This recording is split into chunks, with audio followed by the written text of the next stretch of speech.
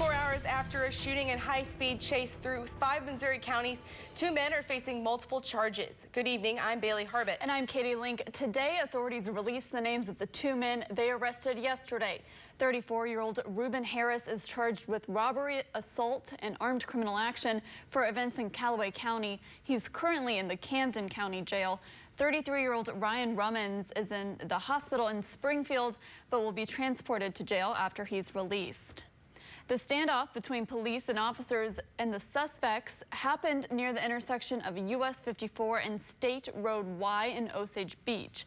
Scott Hines, the public information officer of the Camden County Sheriff's Office, says the car was originally disabled by spikes in the city limits of Osage Beach. Hines says public safety is the most important thing in situations like this. Anytime we're involved in any kind of a pursuit, whether it's high speed or low speed, our main concern is for the safety of the public. And especially when we're talking about driving on public roadways and trying to get that traffic moved and out of the way. And thank God they were there. I mean, these individuals, hard telling what they'd have done if they'd not had anybody to stop them. The suspects were eventually arrested by the Missouri State Highway Patrol. Bryant says this was the most unusual police chase he's ever seen. This isn't the first time Ryan Rummins has had run-ins with the law. In 2002, he pleaded guilty to domestic assault in Clay County. In 2003, he pleaded guilty on a drug charge in Jackson County. The next year, he pleaded guilty to a 2001 DWI in Jackson County.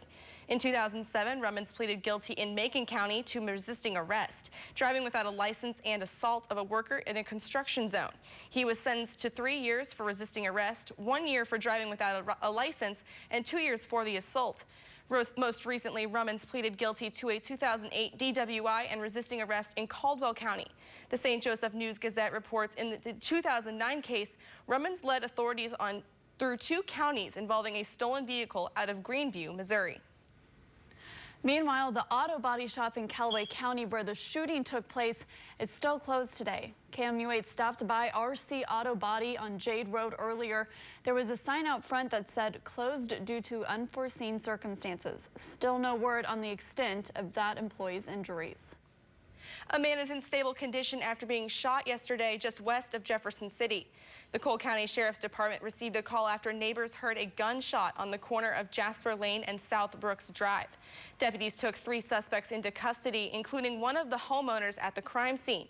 One of the suspects arrested is the shooter. The other 2 were arrested on outstanding warrants unrelated to the case. The victim had surgery at University Hospital in Columbia. Prosecutors filed charges today against a man in connection with that Jefferson City shooting. Richard Beekman faces charges for unlawful possession of a weapon and leaving the scene of a shooting. Shooting victim Billy McGinnis told deputies Beekman shot him during an argument in his driveway. He told deputies he put his hands up and turned around to walk away just before Beekman shot him. Cole County Sheriff's deputies say Beekman admitted to shooting McGinnis, but said McGinnis approached him in a threatening manner. Marriage changes a lot of things about a lot of people, but a new study could show it could have another positive effect. KOMU 8's Tom Barclay is in the studio with more on that. The study concerns drinking, more specifically heavy drinking, before you get married compared to after. I went to downtown Columbia today to learn how MU researchers are connecting wedding bells with healthier living. Now, while you're out there enjoying a few drinks tonight, consider this. An MU study found that people who frequently binge drink often drastically cut back on the number of beers they drink in one sitting after getting married. Say hello to the marriage effect. MU Department of Psychology researchers say they believe marriage is one motivator for people to change what they call incompatible drinking habits. Well, one way to resolve the incompatibility is to change the behavior. So based on that, we made the prediction that the more severe problem drinkers, their drinking pattern will be particularly incompatible with the demands of marriage. So they will have to reduce their drinking an especially high degree in order to adapt to that role. So I asked a few mid-Missourians if they saw similar changes in their own lives after they got hitched. As a college student, I would binge drink maybe 2 to 3 nights a week. And then when I was married, before we had kids, I would probably go out 2 to 3 nights a week, but probably wouldn't drink quite as much. Lee says moderate to light drinkers didn't see as much of a dip in their drinking habits as heavy drinkers did. Lee says he wants to push his research forward in finding more reasons why people reduce their drinking. For a link to the full study, check out this story on KOMU.com. Today, Missouri Senate President Pro Tem Tom Dempsey said he's resigning. Dempsey said he plans to return to the private sector and spend more time with family. He's part of the Ethics Committee. They're investigating sexual harassment allegations made against State Senator Paul Lavoda. Dempsey is the 5th lawmaker to resign in the past year. His spokesperson said his departure is not related to recent scandals involving his colleagues. Democrat and former county prosecutor Teresa Hensley says she's running for Missouri Attorney General. Hensley announced her candidacy Thursday, the same day Democratic State Senator Scott Sifton dropped out of the race to seek re-election in the Senate. She previously served as Cass County prosecutor until she lost a re-election bid last year. Republican Senator Kurt Schaefer of Columbia and Columbia Attorney Josh Hawley are also in the running. It's been a hot, humid week. Let's send it over to Tori to find out whether we'll get some relief.